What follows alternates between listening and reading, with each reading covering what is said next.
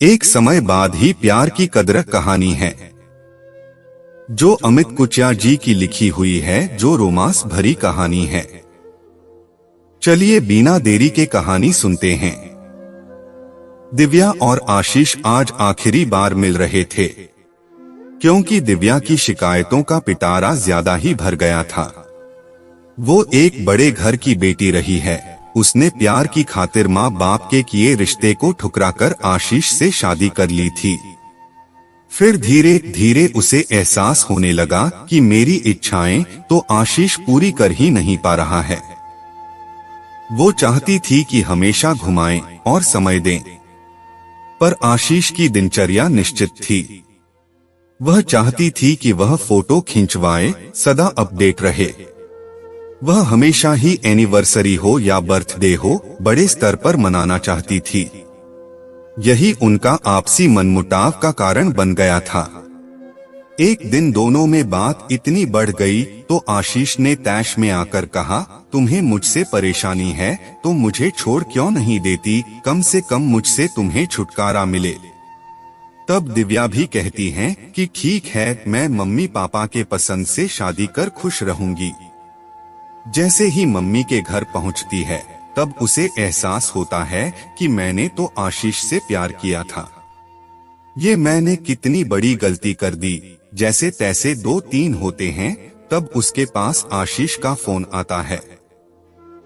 वह कहता है, दिव्या मैं तुमसे आखिरी बार मिलना चाहता हूँ।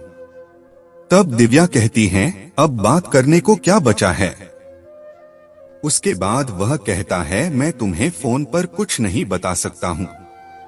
एक बार तो मिल ही सकती हो, अभी हमारा तलाक नहीं हुआ है। इस तरह बात सुनकर वो हामी भर देती है। अगले दिन सुबह सुबह फोन पर मैसेज देखती है कि एक कॉफी हाउस में आने को लिखा और 2 बजे बुलाया है। दिव्या तुम ठीक 2 बजे आ जाना।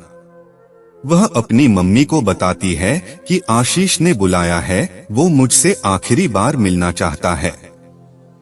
तब उसकी मम्मी कहती, बेटा मैंने आज निखिल को लंच पर बुलाया है, तुम आशीष को मैसेज कर दो, नहीं आ सकती।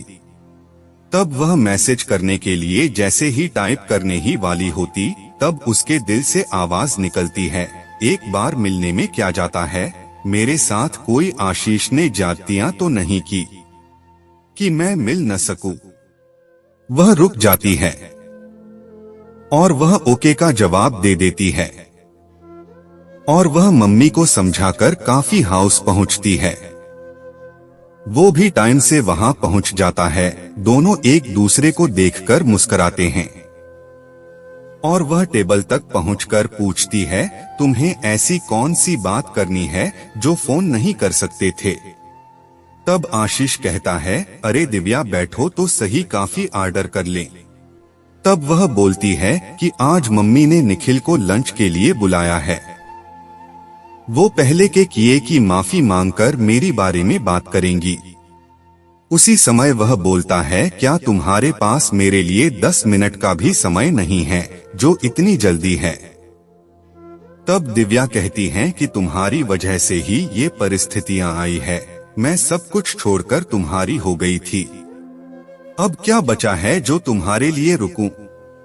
तुमने ही तो कह दिया तुम मुझे छोड़ क्यों नहीं देती। तब वह कहता है कि मैंने कहा और तुमने मान लिया। तुम्हें नहीं पता कि मैं तुमसे कितना प्यार करता हूँ, तुम्हारे बिना नहीं रह सकता हूँ। उसके बाद वह हाथ में हाथ लेकर कहता है, क्या तुम मेरे बिना खुश रह पाओगी। माना कि मैंने बहुत गलतियां की, तुम्हारे अनुसार मुझे जीने का तरीका नहीं आया, मेरी आदतें जो है वो चाहकर भी नहीं बदल पाया। मेरा शुरू से ही सादगी भरा जीवन रहा है, पर मैं जैसा हूँ तुम सब जानती थी। फिर भी तुमने मुझसे शादी की, क्या अब भी हम साथ नहीं हो सकते?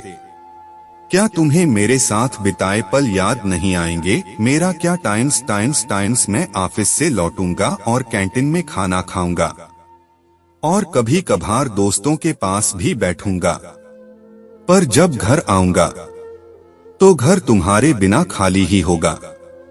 और मुझे जब से तुम्हारे दूर होने का एहसास हुआ, तब से तुम्हारे साथ बिताए पल मेरा पीछा नहीं छोड़ रहे हैं। वह कहती हैं, देखो आशीष, हम एक दोस्त बन सकते हैं पर साथ नहीं हो सकते हैं।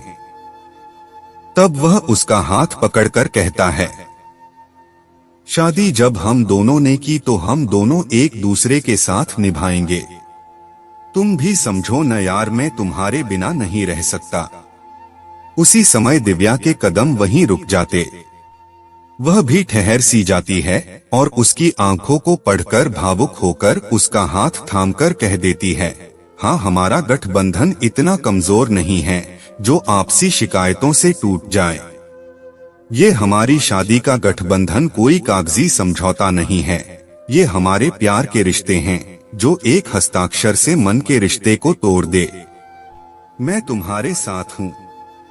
और दोनों साथ बैठकर कॉफी पीने लगते हैं और उन दोनों के चेहरे पर एक अलग ही चमक दिखने लगती है जो दोनों को एक दूसरे के करीब ले आती है। इस तरह उनका दिल का रिश्ता टूटने से बच गया। दोस्तों, जीवन में कोई चीज हमारे होती है, उसकी कद्र नहीं होती है। कितनी भी शिकायतें क्यों न हो, पर हम एक दूसरे को चाहते हैं, उसके प्यार की अहमियत समझ आती है और हमारा प्यार एक दूसरे के करीब ले आता है। दोस्तों, कहानी कैसी लगी कमेंट में जरूर बताएं।